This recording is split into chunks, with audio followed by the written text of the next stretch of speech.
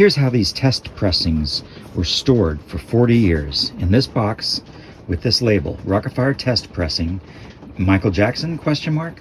Well, no, that was wrong. I've opened it up and found out it is actually the Beach Bears song, Born to Run, and the Colander Head Song, which was also called Strain Your Brain.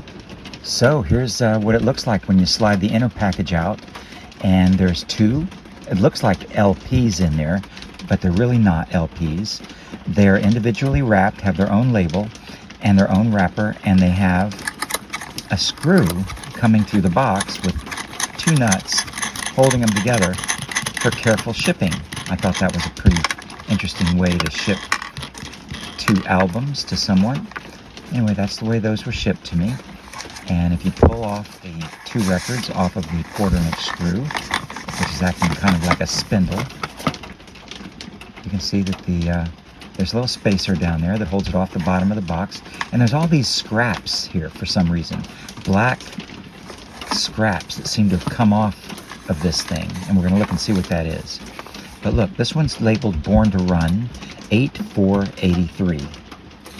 And the next one, if we can get the black scraps out of the way, is labeled the Colander Head Song, which also was called Strain Your Brain. That was the actual real name of that song.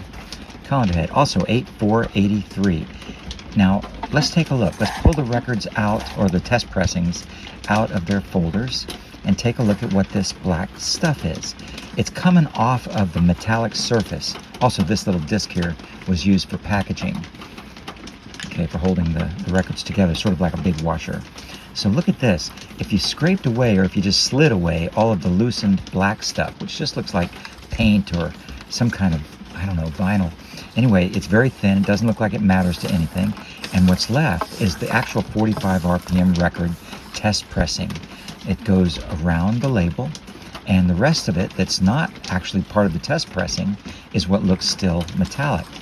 So I don't know if you could actually play this. You probably could. It wouldn't probably have the audio. Here's the other record. Now look at this one.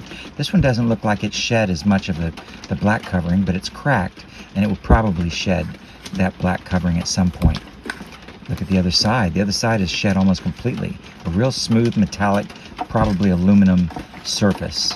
And again, around the label, that's where the actual record is. The 7-inch record is just that much of it.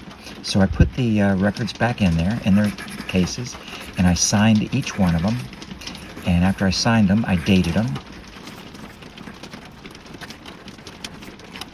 And then I did the other record, so that both records are signed. There's the Colander Head Song.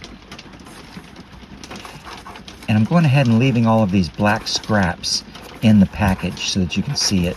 You can clean them out if you want. I probably would if I were going to store this, but as a collector, you may want these black scraps too.